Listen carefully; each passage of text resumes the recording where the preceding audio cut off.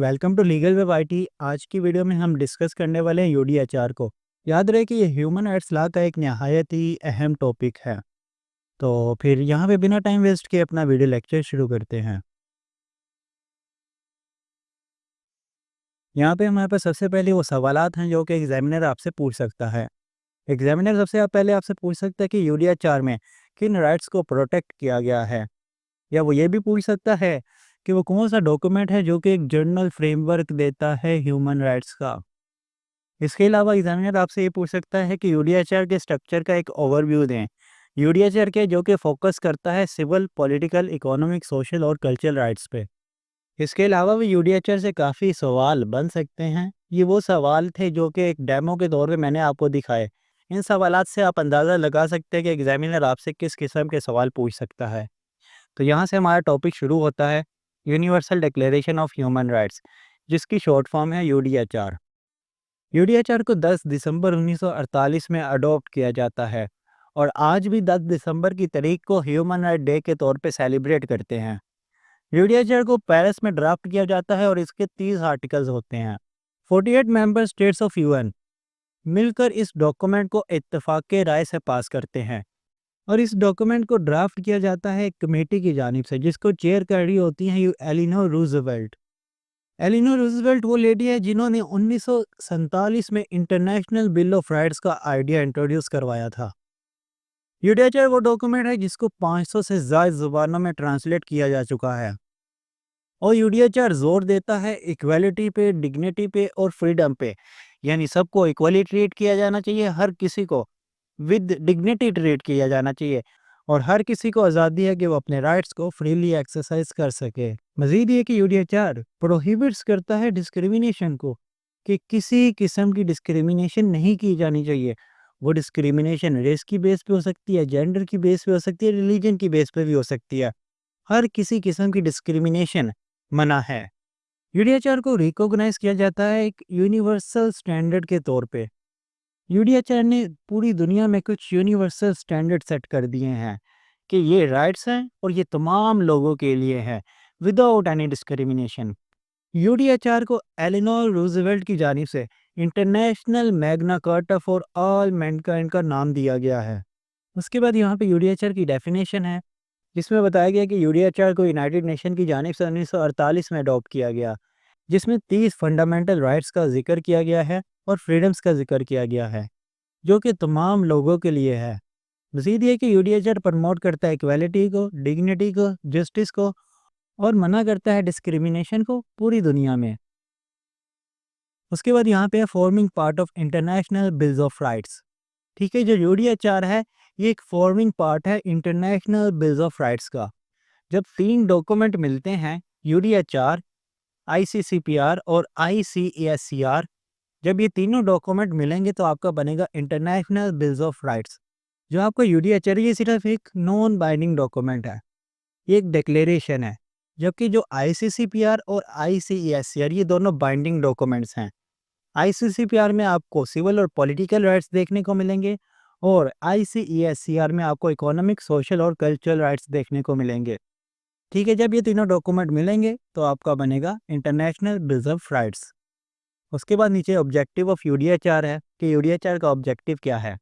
UDHR का main M यह है कि पूरी दुनिया में कुछ ऐसे स्टैंडर्ड सेट कर देना जिसके ज़रिए से डिग्निटी को प्रोटेक्ट किया जाए और इक्वल राइट को प्रमोट किया जाए। मज़ीद ये कि ये इस चीज़ को भी यकीनी बनाता है कि हर किसी को फ्रीडम दी जाए, जस्टिस दिया जाए और पूरी दुनिया में अमन और अमान कायम किया जाए। इसके अलावा इसके कुछ और भी ऑब्जेक्टिव्स हैं, जिसमें इक्वालिटी को प्रमोट करना, राइट्स को प्रोटेक्ट करना, पूरी दुनिया में कुछ स्टैंडर्ड सेट कर देना। यूडीएचआर पूरी दुनिया में कंट्रीज़ को गाइड करता है कि उन्होंने ह्यूमन राइट्स बेस्ड लॉ किस तरह ड्राफ्ट करने हैं, या जो भी उन्होंने कानून बनाने हैं वो इस तरह के नहीं होंगे कि वो ह्यूमन राइट्स की वायलेशन करें। उसके बाद यूडीएचआर का एक एम है पीस एंड जस्टिस, के पूरी दुनिया में अमन व अमान कायम करना और जस्टिस को प्रमोट करना। उसके बाद है एम्पावरिंग ऑल, तमाम लोगों को एम्पावर करना कि वो अपने राइट्स फ्रीली इंजॉय कर सकें without any discrimination. Discrimination race की बेस पे भी हो सकती है, जेंडर की बेस पे भी हो सकती है, रिलीजन की बेस पे भी हो सकती है, या नेशनलिटी की बेस पर भी हो सकती है। तो यूडीएचआर कहता है कि किसी किस्म की डिस्क्रिमिनेशन की इजाज़त नहीं है और हर किसी को राइट है कि वो अपने राइट्स को फ्रीली एंजॉय कर सके। उसके बाद यूडीएचआर का स्ट्रक्चर है। अगर आप यूडीएचआर का एक्चुअल ड्राफ्ट देखें या एक्चुअल डॉक्यूमेंट देखें तो उसमें आपको सबसे पहले देखने को मिलेगा प्रिएम्बल। उसके बाद आर्टिकल 1 और 2 होंगे जो कि डील करेंगे जनरल प्रिंसिपल से। उसके बाद आर्टिकल 3 से आर्टिकल 21 तक सिविल और पॉलिटिकल राइट्स आपको देखने को मिलेंगे। उसके बाद आर्टिकल 22 से 27 तक आपको इकोनॉमिक, सोशल और कल्चरल राइट्स देखने को मिलेंगे। और लास्ट में आपको आर्टिकल 28 से 30 तक कंक्लूडिंग प्रोविजंस देखने को मिलेंगे जो कि यूडीएचआर के आखिरी आर्टिकल्स हैं। ठीक है, उसके बाद यहाँ पे है legal effect of UDHR. UDHR कोई बाइंडिंग डॉक्यूमेंट तो नहीं है, मगर इसका असर आपको पूरी दुनिया में देखने को मिलता है। इसने मुतासिर किया है इंटरनेशनल लॉ को और इवन की नेशनल लेजिस्लेशन को। ठीक है, ह्यूमन राइट्स के पहलू में जहाँ भी ह्यूमन राइट्स का पहलू आ जाता है वहाँ पे यूडीएचआर को कोई ना कोई वैल्यू लाजमी दी जाती है।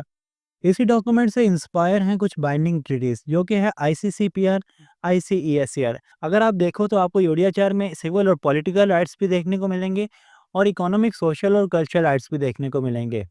मगर बात यह है कि यूडीएचआर एक नॉन बाइंडिंग डॉक्यूमेंट है, ये एक जस्ट डिक्लेरेशन है।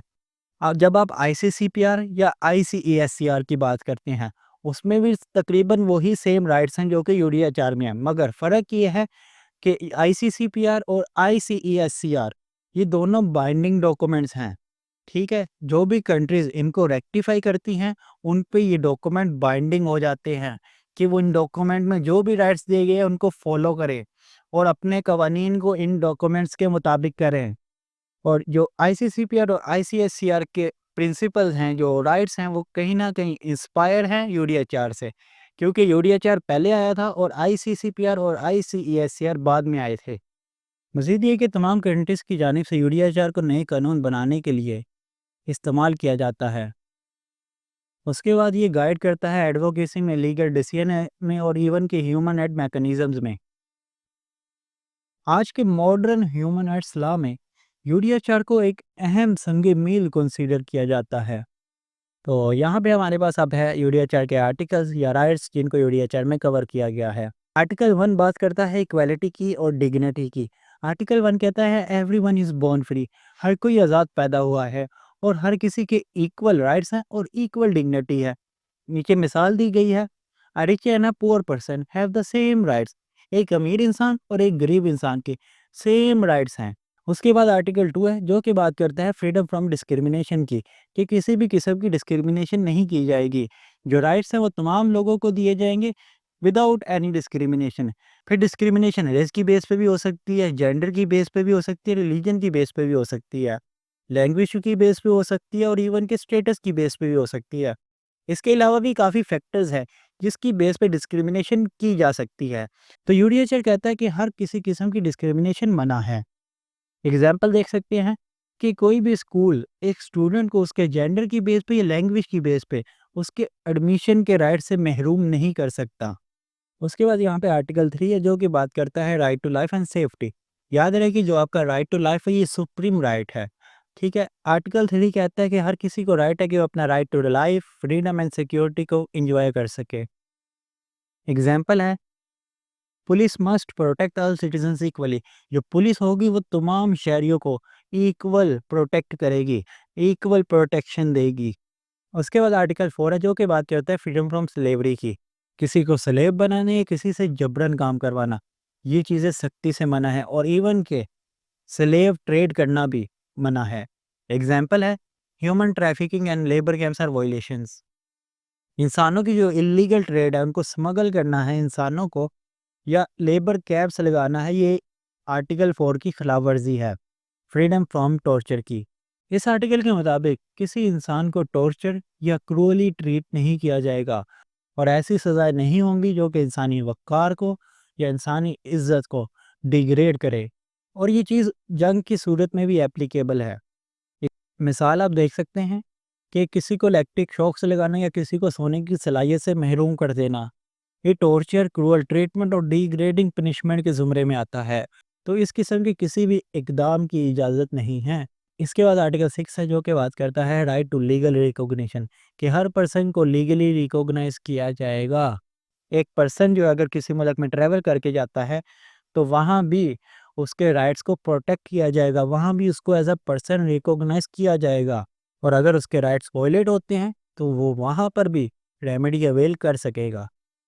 आर्टिकल 7 है जो कि बात करता है इक्वालिटी बिफोर द लॉ की, कि तमाम इंसान कानून की नज़र में बराबर हैं और तमाम लोगों के लिए इक्वल प्रोटेक्शन है। एक सेलिब्रिटी के केस को और एक रेगुलर सिटीजन के केस को मेरिट की बुनियाद पे जज किया जाएगा। ऐसा नहीं होगा कि कोई भी कोर्ट किसी सेलिब्रिटी को खामखा फेवर देना शुरू हो जाए। हर किसी को कोर्ट्स इक्वली ट्रीट करेंगी, क्योंकि everyone is equal before the law. Article 8 है जो कि बात करता है राइट टू जस्टिस की। लोगों को यह हक है कि जब भी उनके राइट्स वायलेट हो तो वो जस्टिस सीख कर सके। एग्जाम्पल है, someone can go to the court if their property is taken unfairly. अगर किसी इंसान से इसकी प्रॉपर्टी छीन ली जाती है तो उसका हक है कि वो अदालत जा सके। आर्टिकल 9 है जो कि बात करता है फ्रीडम फ्रॉम आर्बिट्रेरी डिटेंशन। किसी भी इंसान को अरेस्ट, डिटेन और एग्जाइल बिना किसी प्रॉपर रीज़न के नहीं किया जाएगा।